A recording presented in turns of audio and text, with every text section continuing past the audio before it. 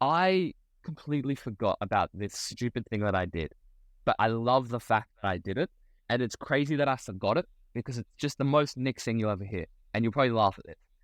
So day of surgery, I go in for surgery at 7 a.m. Could you guess what Nick does at 4 a.m.? Train. Nick trains. Now, I completely forgot that I did that. Bro, I completely forgot about that. But I still also think that I did the right thing there because I said to you, the most Nick thing ever. What is the most Nick thing ever to do? To train, right? So if I didn't do that thing, is Nick really being Nick? Maybe he's being Nick most other times, but I truly think that Nick is this crazy guy who will do anything he can to get what he wants, and he will do stupid things.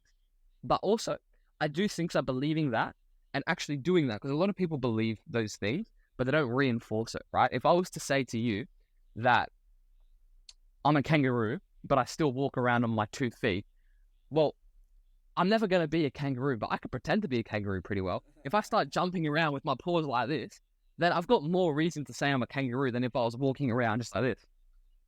You know? If I started jumping around like this, I've got more chance of being a kangaroo. Do us a quick favor, guys. Hit the follow, subscribe button. Share this with someone who would benefit from it. And help us grow, as the more we grow, the better the episodes we'll get.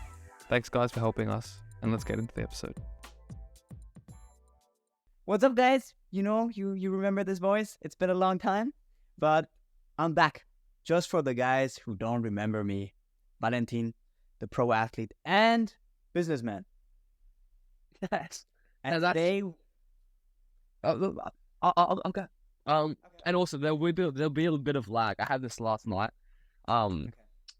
Because for the people who can't put two and two together, this is the next morning that I have since the episode that I just did last night, which was really late for me, and it was with Sam Morris, which was a really good chat, goalkeeper coach from Nottingham Forest, and it was a really late one. So yeah, bit tired, but it's good to have Val here, and we're keen to just absolutely splurge, just chat.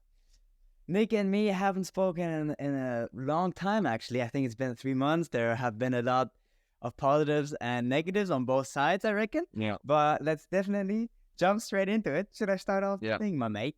But wait, you said we haven't spoken in 3 months, but that's not true. We haven't spoken at length in 3 months. Just because that sounds like we haven't. Yeah. We've been texting back and forth, you know, the simple, how are you, mate? I'm good. We've not had our proper talk, which we normally do like a weekly thing. Yeah. Talk for an hour, we forget the time, and we just hit it off. But definitely missed the input from my guy from Australia. Bit of a time zone difference. A bit of a time zone difference, you know, finding a good time at the moment. It's 10:40 for me. I don't even know what time it is for Nick. 8:30 a.m. Oh, lovely. Yeah. So, wait, some guy's calling me. Leave me alone. I'm taking an episode at the moment. So I'll just start off. For the guys who don't know me, the last 1.5 years I played in Greece as a professional. I had a FIFA license, and I terminated my contract on the 31st of January because I wanted to leave that place. We don't need to go into depth, but there were some issues with the club and the coach in regards to some physical encounters that I had. And first of all, I didn't get paid. They didn't pay my salary. And I didn't play as well. They were lying a couple of times to me. They were promising things that they didn't keep or sustain. So I said, not with me. I have some ground values that I already not considered in the summer. In the summer, I already said I don't want to go back to Greece 100%. And I went back because of some circumstances with German teams who've told me or advised me to go back to Greece to get some playing time. I had a new coach in the summer. And after 2 months, this coach resigned his position, and the old coach came back, and the situation turned from 0 to 100 very quickly. After one game in the changing room, we had a physical encounter, and after that, 7 games left of the first half of the season. I've not played, or I only played 4 minutes, but I don't count those because it was just because of an injury. So I didn't play anymore, and I said, that's it. I'll terminate my contract. They asked me a couple of times to come back, but I said no. Right now, I'm still a free agent. which sucks, but Nick knows exactly how it goes. And just my food came in the background, so I'll hand it off to Nick in a second. But he will update you further on his situation and what he's been up to. And then I'll head off with the positive news. So at the moment, I still don't have a club, but I'm searching on it. I'm keeping fit. I would really consider myself to be as physically fit as I've not been in a long while. The cardio thing is a different thing. Let's have that on the side. But I'm training with a team again. I'm getting back into footy and I'm loving it. And we changed the strategy of not finding a team immediately now anymore. We went into the direction of preparing for some trials in the beginning of April and then going on trials for the summer to sign a new contract for the summer. But I hand it off to Nicky for a second and he will update me. Yeah, it's interesting to hear Val's situation because obviously I had kept in touch to see what he's been doing. And I think it mainly just outlines the crazy things that happen in football. And Val lives a very extraordinary life because he is living overseas by himself in a very unstable country, you could say. And it's not easy for a young kid to do that and then also rely on football and then also not get paid for their football when they're on a professional contract. So it's pretty crazy to hear that. But I have one question for you.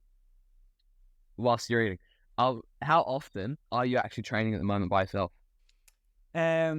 Look, Nick and me have a quite different approach to this. Nick is a guy, a workaholic. He loves it. I have a friend here in Germany who plays in the 4th division as well.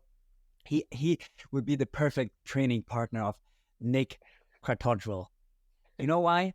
Because he's a maniac as well. Trains twice a day, goes to bed at 9 o'clock, wakes up 6 a.m. I'll tell you my schedule at the moment. Yeah. I shifted my circadian rhythm. I go to bed. Okay. I go to bed at 4 a.m. most of the time at the moment. 3, 4 a.m. is standard for me. But look, I don't wake up 8, 9 o'clock. I wake up 12. I get my ass in. No problem. But then most of the day, I start my day with my personal coach, like my athletic coach. I have him every single day. And on the weekends, I normally take a little break depending on how much I did, like volume per week. Then I go to the gym individually, maybe once or twice extra to the athletic stuff that I do. But I do 1 hour good, pretty functional, very football-specific athletic training with sprints, with the explosive power, etc. And then I have 3 times per week with an under-23 team from Germany with my old coaches, where I'm allowed to keep fit a little bit, where I'm just playing, getting back into the rhythm. I started 2 weeks ago, so I was 2 months without a team completely. I've not signed with this team, but up there letting me play. So I am active every single day, and you can see in my physique, I'm not going to take my shirt off now, but it's going well. I would say the summer body. Why not? No. You're going to check out my Instagram for that. Yeah, it's okay. The plug is here. So I'm really good. I feel physically fit, but I'm honest, I eat so much shit at the moment, but I'm in the best shape of my life. Not going to consider. I'm not going to put, I'm not going to be quiet. In German, there's like a saying, but doesn't matter. So I'm open and honest, transparent about it. I drink sodas. I eat everything. Nick's on a different other path there. I remember when I was in Greece, he usually sticks to his lentils.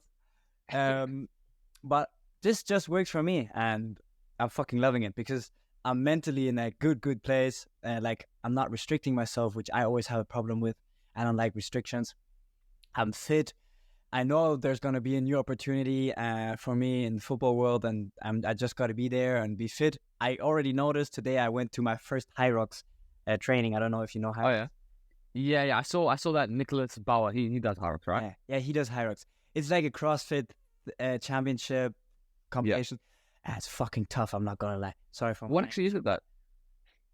It's strength conditioning on steroids. It's really? Discipline is very difficult, but we only did the training for it.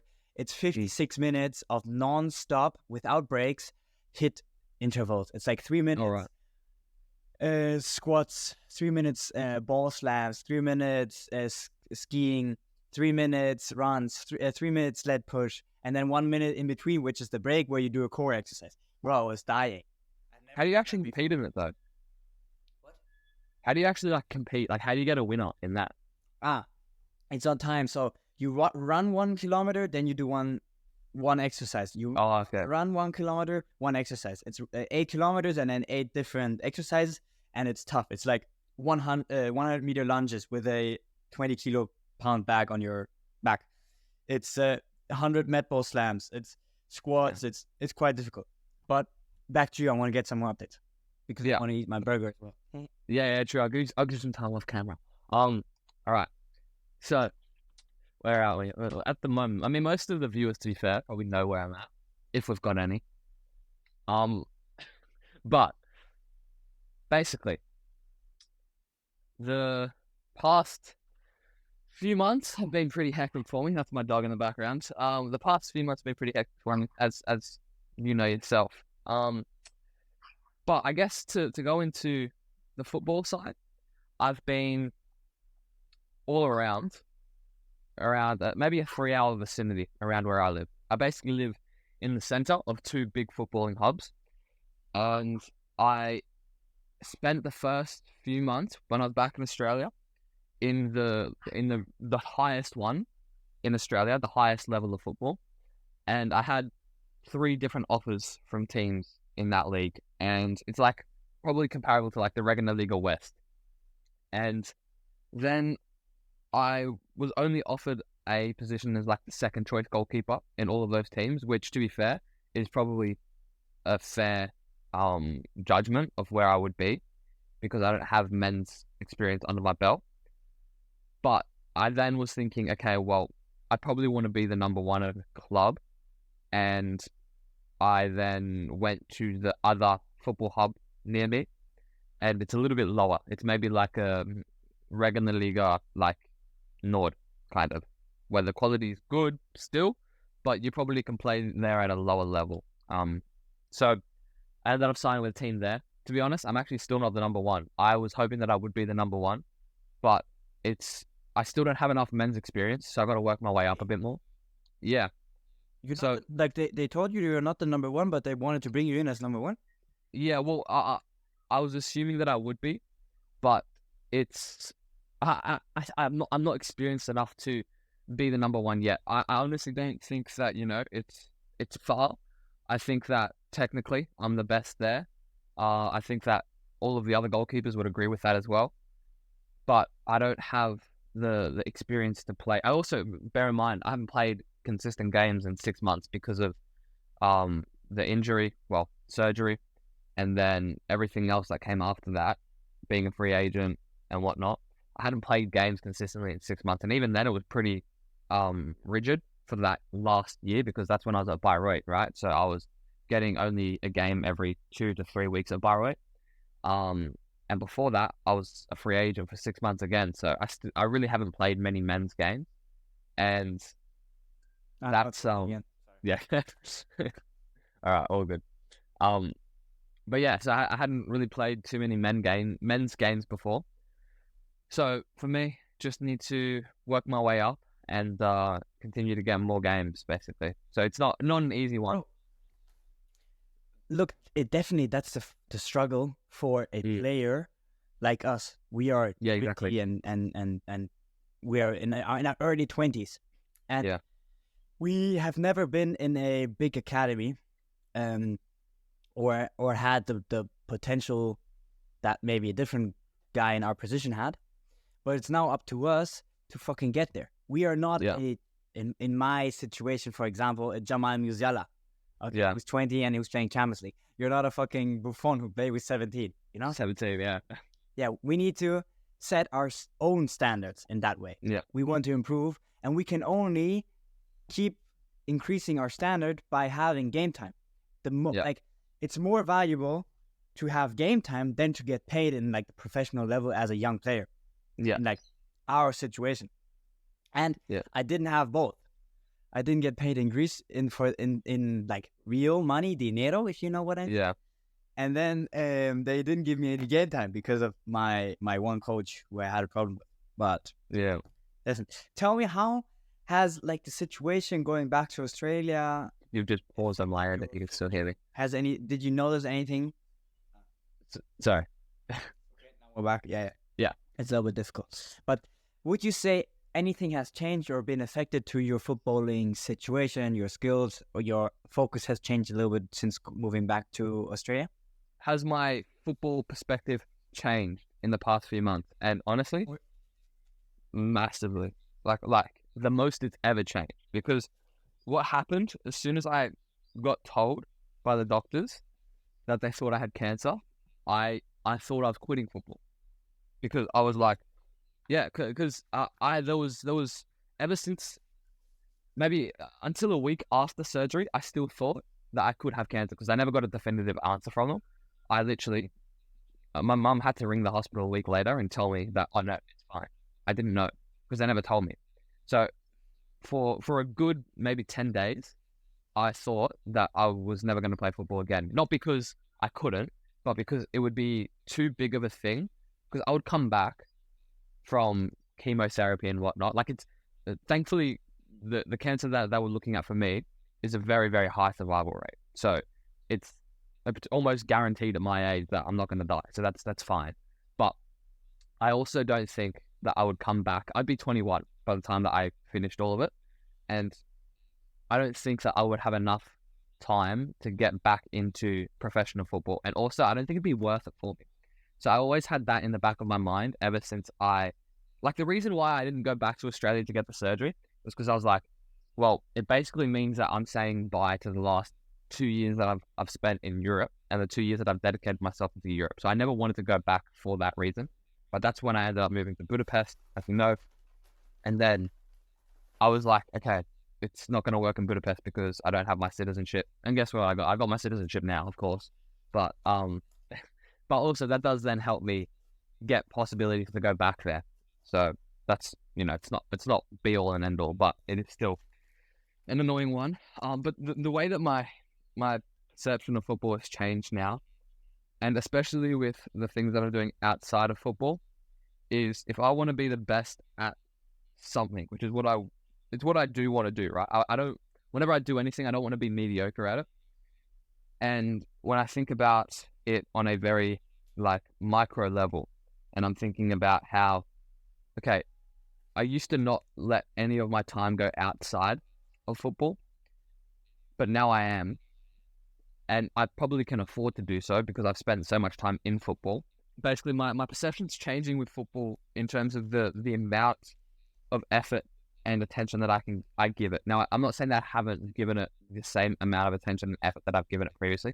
I'm actually probably giving the exact same. Although, it does kind of make me think, is this the last year of football? Because I'm thinking at the most surface level way of thinking it. Is it actually realistic that I now make a good professional career out of football?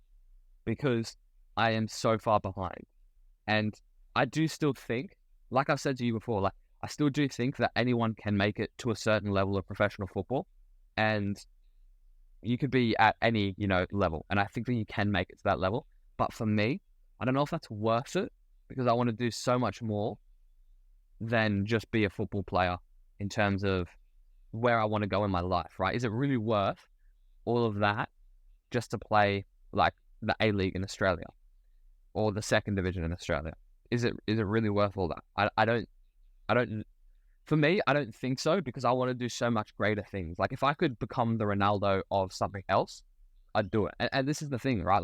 I've always had this in the back of my mind. If I had to quit football tomorrow, what would I do? I always thought that I'd go into another sport similar to football that I could use transferable skills where it's the Olympic sport where they're doing hurling. They have the big stone and they're got a broom and they're hurling. Do you know that one? I wanted to say I actually moved apartments today. Wait, but where are you? I moved in with a friend of mine. Oh, for real? Yeah. I moved out of my mom's couch 15 minutes away in Hamburg because I decided not to find a team immediately. So I'm going on a couple of trips and on trials. Yeah. For example, I'm going to Japan. Japan, bro, what? Yeah, with my mom. We had this planned, this trip plans during Corona, like before Corona, and during Corona Yeah. we couldn't go. So we wanted to do it, but I always had footy, and I decided, yeah, maybe let's just fuck it and do it now because I have the time. I don't have a team. Yeah. So maybe we're considering doing it. I'm going on a couple of trips. Working hard, like it's going well with my business. I'm getting some partnerships. It's going well. But what you said before surprised me actually. I think, bro, yesterday I was at the team where I'm just keeping fit at the moment, and something hit me afterwards. A teammate of them died on the weekend. Yeah. Like, bro, that changes the whole perspective in a minute.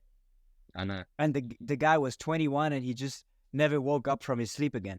He was physically... I was playing with him 1.5 weeks ago.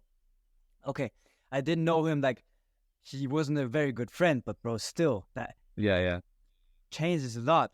And what you said before was interesting because I've never heard that from you, that you could consider going somewhere else, because I know how dedicated you are and how much, like, I know footy doesn't mean so much to you in terms of like emotional, I would say, but I know how much you work for it. It's like, for me, like I do say this a lot, and also you just cut out for me, so I don't know if exactly what you said, sorry, but I think that you were saying how, like, for me, I care about the things that I do, but it's not the thing that I do that I care about. It's the effort that I give to it. Exactly. Yeah. So, like, for me, I see that as a very transferable thing. Like, you can go speak to Liam and you can ask him how, like, what am I doing at the moment for the projects that we're working on? And you can see, oh, I'm always constantly trying to do the most for it. And I'd say that I have the exact same skills that I'm bringing to football that I'm doing with the projects that we're working on at the moment. If you do the same for what I'm doing for the SCULPTED app, I'm doing the exact same. I'm literally right now, actually, bro. So the head of, like, I guess you could say, the head of Bundesliga technology, we've got basically the equivalent of that guy who's now an advisor for the SCULPTED app, but in the A-League.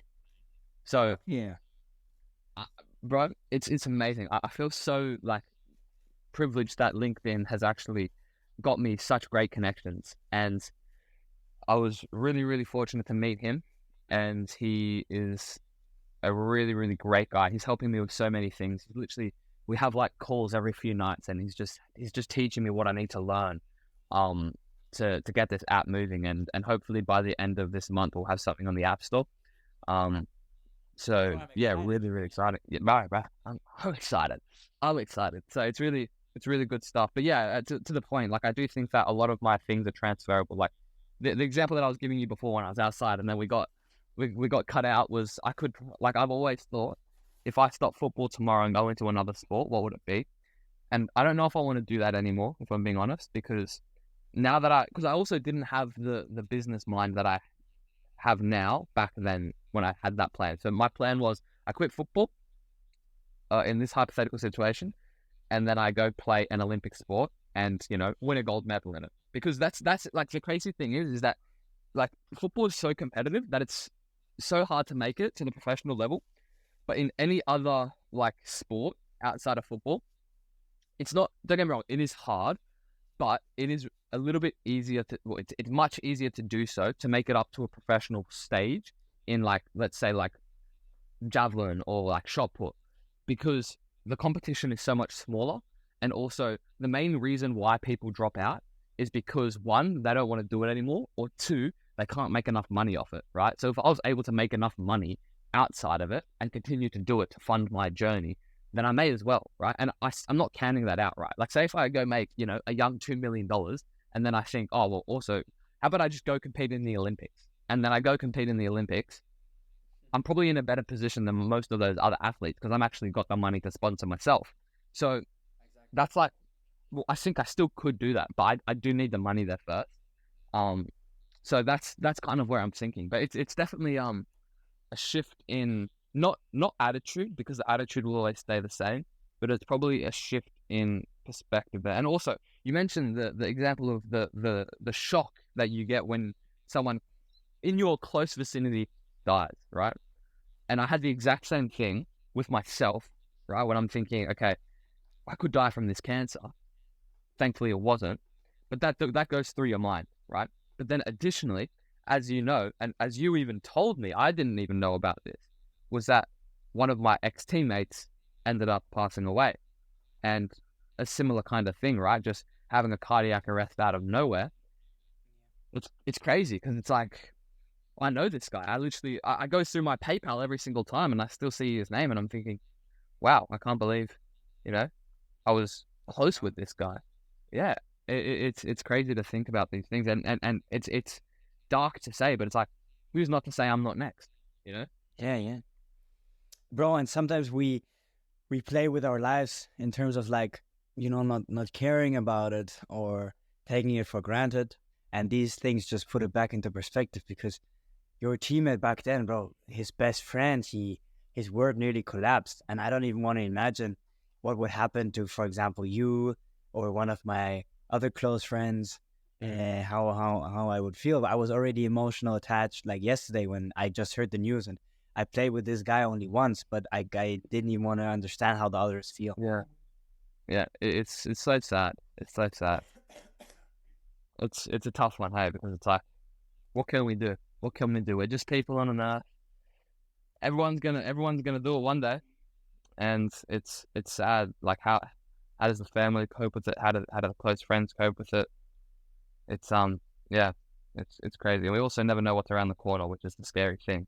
But that's also another reason why I try and take so much action. You never know what's around the corner, and I have so much high expectations of myself. And I don't want to let anyone down around me. But I'm thinking, well, the reason why I have to work so hard is because that might happen in a week. But I want to go out well. I don't want to go out thinking that, oh, I should have done this, I should have done that. I want to leave this. Yeah, exactly. I never want to do that. And even if it is, like, when you put it into perspective, say if I was to die in a week, that's crazy to say, but say if that was to be the thing, would all of the work that I've now done previously be irrelevant because I didn't live life?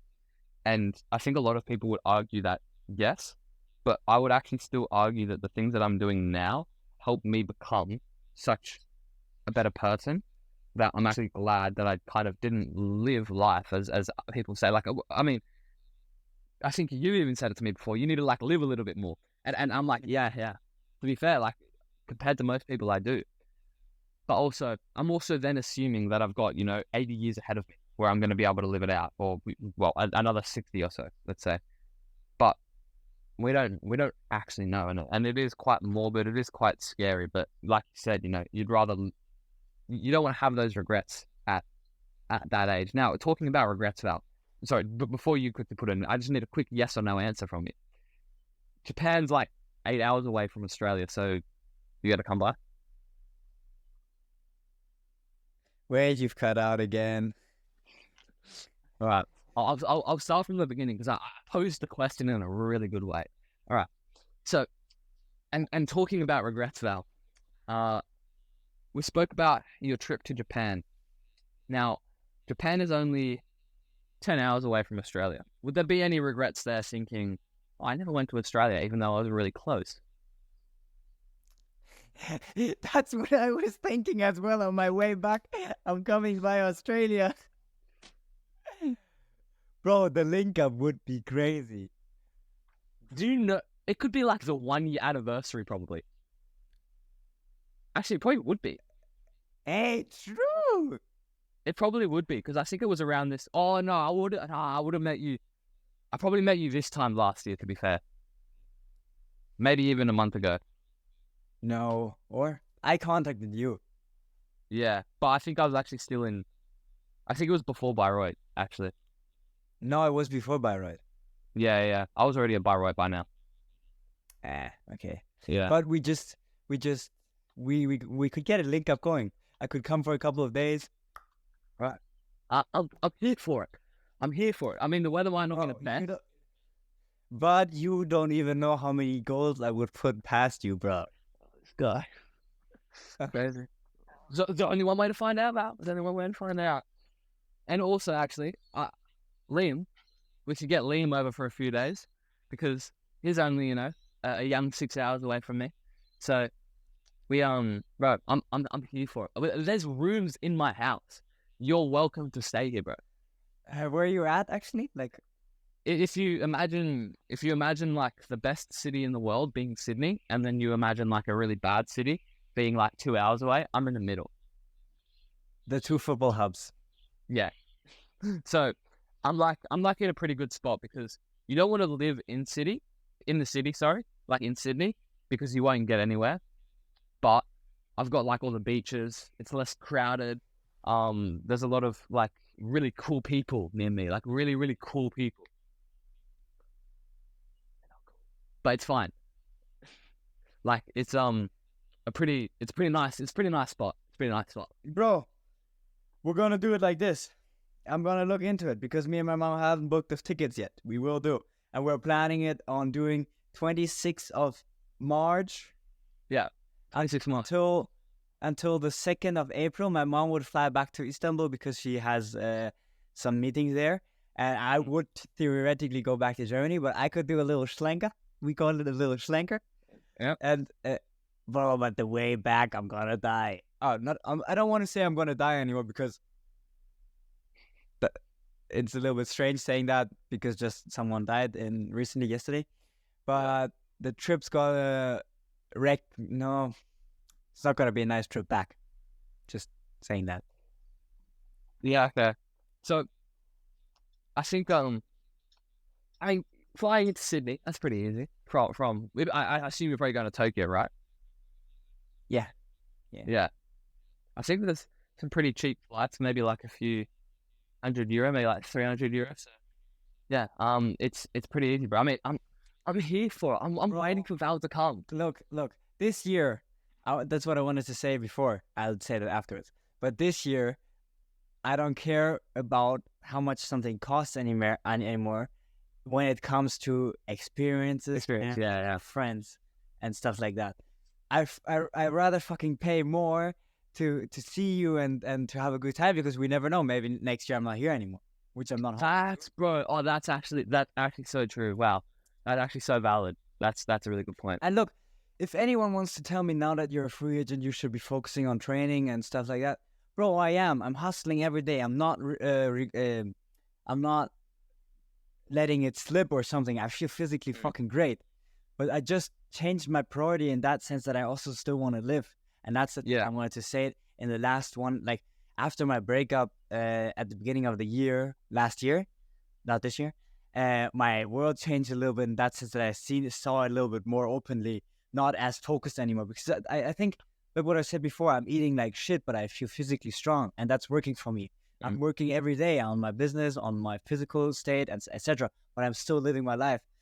At the moment, I love playing. Look, after the meeting as well, I'm gonna hop on with my mates and we're gonna play some Call of Duty, 3 or 4 hours because I'm enjoying it. I'm having the best fucking time there. On the weekend, I'm going to Berlin to see some friends, but I'm still training everywhere I go. If I go to Japan, I'm gonna keep on training. If I come to Australia, I'm gonna keep on training. But I'm also gonna spend some time with you. I just been to South Africa as well, but I've been training every day. It's just how you do it and not letting anyone tell you, oh, it's wrong or that or that. Of course, now I'm back to step one in that sense. I was a pro, now I don't have a pro license anymore. Now I have to fight for that shit again. But it's not forgetting to live life. Yeah. I think a lot of people, because there's been points in my life where I've had to do things that I don't want to do. For example, like taking a flight for me is so annoying because it often means that I miss a day of training or I don't get as many training sessions in as I'd like in that day. Now, my mum, I was going through my Whoop stats with my mum just randomly, and I was going through the last few days that I had Whoop because it was also the last few days after I got surgery. And the interesting thing was, I completely forgot about this stupid thing that I did, but I love the fact that I did it, and it's crazy that I forgot it. Because it's just the most Nick thing you'll ever hear. And you'll probably laugh at this. So day of surgery, I go in for surgery at 7 a.m. Could you guess what Nick does at 4 a.m.? Train. Nick trains. Now, I completely forgot that I did that. Bro, I completely forgot about that. But I still also think that I did the right thing there. Because I said to you, the most Nick thing ever. What is the most Nick thing ever to do? To train, right? So if I didn't do that thing, is Nick really being Nick? Maybe he's being Nick most other times, but I truly think that Nick is this crazy guy who will do anything he can to get what he wants, and he will do stupid things. But also, I do think that believing that and actually doing that, because a lot of people believe those things, but they don't reinforce it, right? If I was to say to you that I'm a kangaroo, but I still walk around on my 2 feet, well, I'm never going to be a kangaroo, but I can pretend to be a kangaroo pretty well. If I start jumping around with my paws like this, then I've got more reason to say I'm a kangaroo than if I was walking around just like this. You know, if I started jumping around like this, I've got more chance of being a kangaroo. So I think that the narrative that we feed ourselves is very important, but also the narrative has to stand on its own 2 feet. And what I mean by that is that if I don't do the things that I say I'm doing, or would say that I would like to be, then who is that to be? Is that really true? And where I was getting at this point is, for example, you said that your training hasn't suffered and it's actually gotten better in these past few months. And I think that's very, very important, because what I can give an example to is like when I'm in England and I have to go to England every few months to renew my visa. And I would be stuck in England without anywhere to train. Thankfully, I had a gym to go to, but it was like I really had nowhere to go, and I had to be there for a few days because I was staying with my cousin and whatnot. I had to do the most makeshift training sessions in the gym. I just had to use my resources as well as I can. Thankfully for you, though, you've probably got a few more resources in your area when you're traveling. Like when you were in South Africa, you've probably, got the roads there to run. In London, I didn't have that. Or you've got, in your apartment that you're in, it was probably big enough to do a workout in. No, you had a small gym. Perfect. So that's the thing with footballers, right? Like, I think if you're able to get in, you probably have a standard for yourself. Each day you need to do X, Y, and Z for football, like I do for myself. Mine probably looks a little bit different to yours. But as long as you complete that standard footballing wise, and this is exactly what the sculpting score and revival day analogy is that I use, right? And I remember we spoke about this like probably, 6 months ago. If I'm always able to just get a maintenance day, I'm doing my job. And that's 50%. That's only 50%. Anything under 50%, that's a rest day. But if I'm able to get 51%, that's good enough. But I don't want to continue to do that, but there'll be stints of my life where I'll have to do, 8 revivals in a row. Sorry, 8 maintenance days in a row. But you know what? I'm going to get back onto the sculpting as quickly as possible, because I know that the maintenance days are a part of the whole journey. They make the sculpting score. They make me get those sculpting days. It's just being okay with that. You know what's interesting? Go. I fucking love your mindset. I love it. Honestly, I love how dedicated you are and things like that. But I just think for myself, I just thought I'm the complete fucking opposite. But in like different situations, we are quite alike. Yeah. But then completely different, because at the moment I would say, bro, I don't have a routine, and I'm fucking loving it. Fuck a routine. Because there is a saying by Obama. Yeah. He always said, just get it fucking done. Yeah, okay. Get it done. No morning routine. I have to do my makeup, I have to prepare my breakfast, and that's it. Bro, I'm getting shit done. It's working for me. I'm eating here. Whatever comes my way, I'm taking it. I'm taking every fucking opportunity, but I'm not fucking around in that sense. I go to bed at 3 a.m., I wake up 11. Another day I go 12 a.m. to bed, I wake up 8. I don't have a routine or like a strategy in place, but it's working for me. And that's, I think, a really interesting thing for both of us or the listeners out there. Everyone has to find their own way. For you, I know that is working. You love your double workouts. You love your maintenance day. You love your 51%. And you love your data stuff. I said for me, after using Whoop for 2 years, it's fucking killed me. I was unhappy, restricting myself, only looking at stats and stuff. I'm living life and I'm feeling fucking great. That's my message out there. Get shit done by Obama. Just do it. No overcomplicate. Sit down at your desktop and open it and get straight to work. Not opening it, writing a 30-minute to-do, to stuff here, stuff there, watching, how to get more motivated or how to get more align with your routines, whatever the fuck it is. Sit down, get one task done after the other, and then go home and leave it there. That's my. Well, to be fair, I would still say that you're sculpting. You're just doing it in a different way, because the thing is, it's always going to look different for every single person. This is something that I see where my philosophy is, I'm always going to win with my philosophy because I can always shift it. That's definitely something that I will do. But also, it comes with purpose, because the only way that you got to where you are and believing that is by failing all the other times. Therefore, you still have done everything that I've done, but you've done it to make it work for you. Therefore, you still are doing it the right way. You're doing it differently to me, but if I was to do the way that you're doing it, it might not work for me. And if you were to do the way that I was doing it, it might not work for you. Therefore, you still are doing it. You're just doing it differently. And this is where I think a lot of people who prescribe things are wrong. For example, you've got the morning routine guys who say, this is what you should be doing, that's what you should be doing, this is what's better. I will never prescribe anything in that sense to anyone, because I can only give advice, because I don't know what's going to work for someone. And I think so many people try and prescribe things to people without really understanding what they're getting with it, because it's easy to do, right? If I say, you need to do this, you need to do this, you need to do that, and 1 million people watch me, well, 1 million people might think that they need to do that now. But 1 million people tried, and it only works for 25% of them. Is that the wrong prescription? Quite possibly. What's the prescription that you should give everyone? Well, you've got to find the framework that works for you.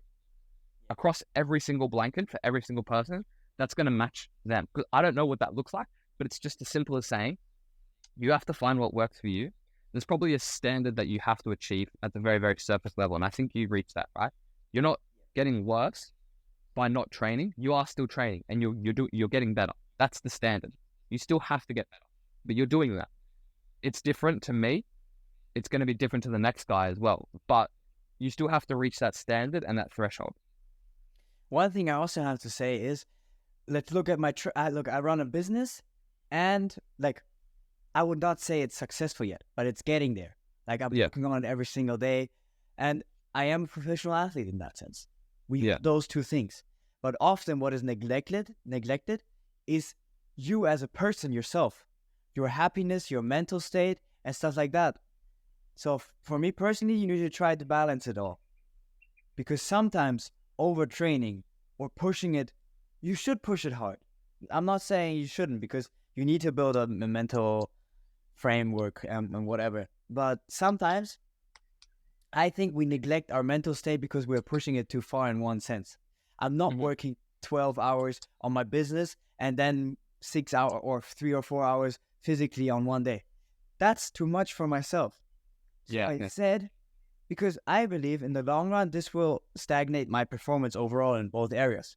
So I calmed it down a little bit and prioritized. My mental state is the number one at the moment for me, that I am happy, because then I know I can be at my best in my football and as a CEO. Yeah.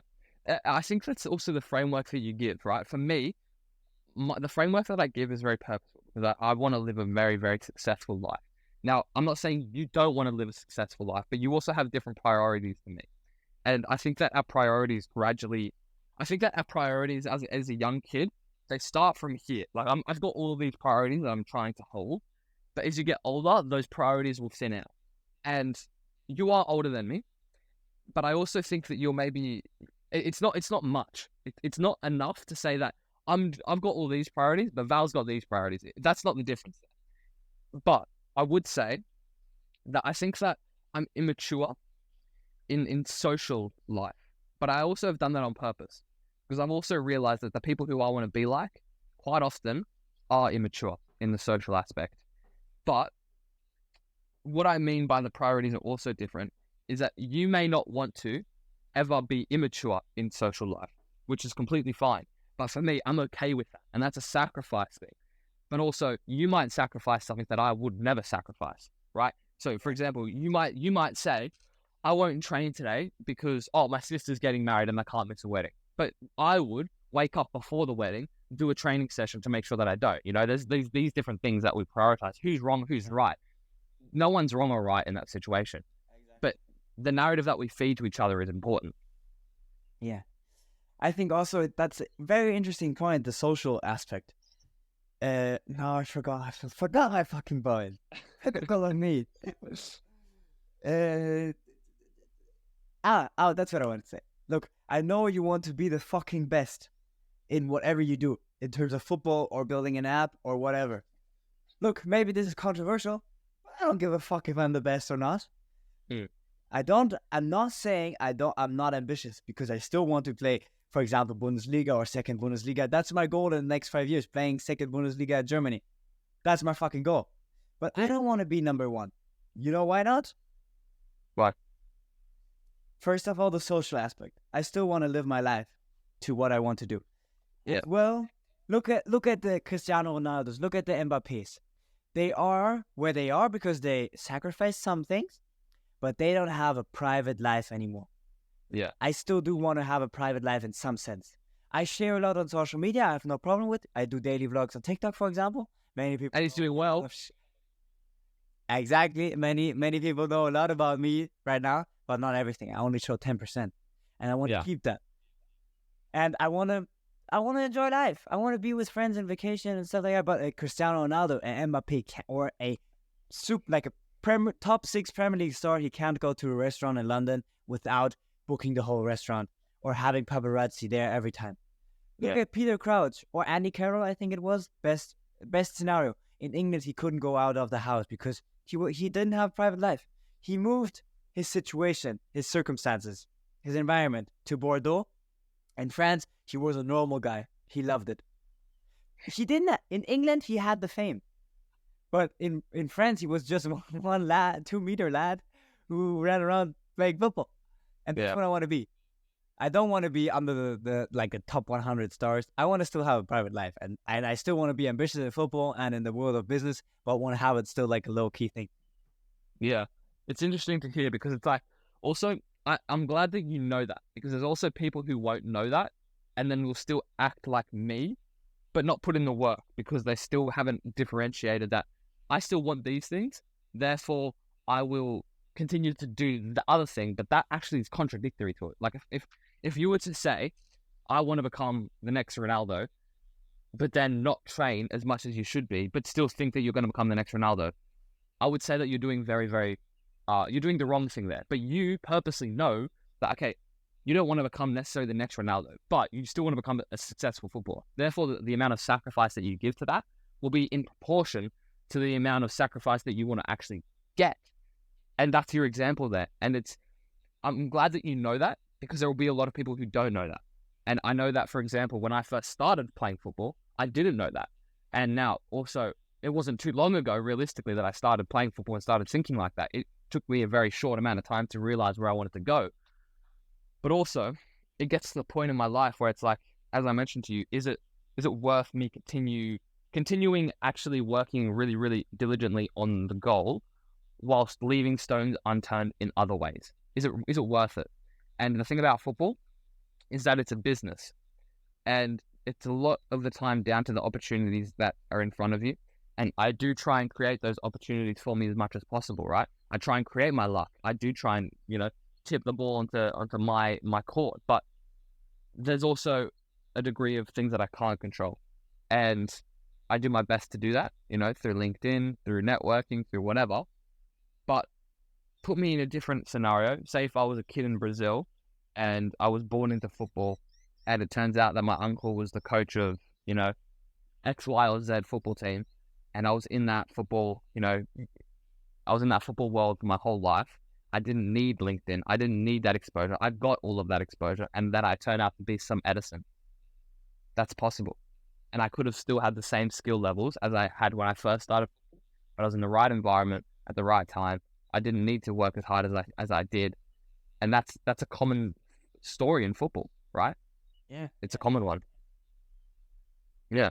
So it's it gets to the point where, you have to get your priorities in order, but you have to reflect and see what you're willing to sacrifice. Now, I'd say that I'm willing to sacrifice things that you would prioritize higher than I do, like the social life. I couldn't care less about a social life. In fact, I've got friends who I haven't even told that I'm back from Germany yet. There are kids who still think I'm in Germany. And I'm talking about kids who I used to go out and, play football with every day at school. They still don't know that I'm back. So for me, I really don't care. But for you, it may be the exact opposite, because you realize that the interactions that you get with your friends may help you propel in other areas. They may help you get better ideas, whether it's, oh, I had that really good chat with my friend. We then started a protein company. Well, guess what? That's better than not doing that for that situation. But for me, I will never start something through that interaction that I had with my friend. Well, I can't say never, but it's less likely for me to have that, because most of the time my good ideas come from me. It's stupid to say, because also it's very, very possible that other people have good ideas, but this is my social time, because I'm getting really, really productive conversations with you. And also, guess what? This is going to be shared to people in the future who are listening to it now, and then they might be able to get something out of it. So I'm really happy with how I'm doing it right now. Same. We always have good chats. Yeah. And it's important. It's definitely important, because the people who you can call on is a very, very important thing, because I think there's a strong differentiation between a friend and an ally. And I'd put you as an ally, because I may not call you up every day to send you a meme or to send you something like that, because maybe we don't share the same humor, but we also share an appreciation for the journey that we're both on. And then I know that if you ever call me up and you say, Nick, I need an opinion on this. Hey, you did this legit the other day. Yeah. And I'm like, well, actually, I want to give Val an opinion on that, because that's actually going to challenge me. So anything that Val does will challenge me. Like, I literally have to say to you, I'm being like really, really critical here. But I'm also glad I get to be critical. And I know exactly that if I ask Nick for open feedback, and he gives me either his positive or negative review, I know that this is not supposed to like hurt me or stuff like that, but it's just his critique in that sense. And I know it's not something personal. Exactly. Because we know each other so well by now, we always got each other's backs when it comes to like business things. We talk about the app, or I ask him other stuff. And it's just like a good back and forth, a win-win for all. But of course, okay, we're not chatting every day. Sending names. Never met him. Yeah, we've never met in person, actually. But maybe in the future, it's weeks, maybe. I would love to. But I think we have a very good connection. And it's interesting to see two different characters. Like, we are very different people in that sense. Like, the social, and I am prioritizing more socialism, I think it's called. But I'm not saying that in a negative way. It's just, I know how... Oh my God, socialism's like the opposite of like communism. Oh, okay. I didn't want to say that. Being social. Yeah, not. So guys, please excuse my mistake there. I don't mind making mistakes, but I'm not the best with grammar or formulating sentences as in my mother language, which is German. I'm not the best either, so English is also not my first language, but that's fine. I don't have a problem with it. I take it with humor. Yeah. But I think we wrap it up there now, because we had some very good key points. We've been chatting for over an hour already again. The time flies if I talk to this guy. It flies. But you know what's crazy as well? Imagine this hypothetical situation. Nicholas Craddockville doesn't exist. Nicholas Craddockville is just a AI chatbot that you've just been speaking to this whole time. Imagine. I'm going just like that. Just imagine if we link up in real life. What we could sit down and talk for 8 hours. Bro, I've actually done this with a friend before, and it was like the latest I've ever, I think it was like a 4 a.m. sleep, and it was literally with an ally, right? So it's someone who, like, we both try and get enough sleep, and it's like, he's such a great guy. I talk about him a lot in this podcast, but literally 4 a.m. and I got into London, and I was staying at his house. And it's not Charlie, actually. It's not Charlie, but Charlie did meet him. And literally, bro, we spoke literally about like 8 hours. It was crazy. But I would have loved to hear some parts of that episode. Bro, yeah, no, we literally were like, oh, we should have recorded this. It's crazy. But that's a good cue. The Yeah. listeners out there, you can wait for our next episode coming up. We try to put it in more frequently, but also not as frequently that you get bored of us. Yes.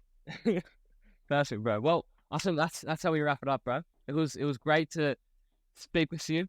It was good to get a long chat with you, and hopefully, the next time we can do this, you could be here. Hey, Val, you could be here. I would be sitting next to you, mate. We could do that. We could even go to a beach, get a little podcast in. Oh, bro, we could actually. That would be so sick. I know like a really good spot where it looks out, and we could just do a podcast on there. Oh, bro, that would be so sick. Fuck yeah, we're gonna do that. Okay, bro. We're gonna wrap it up.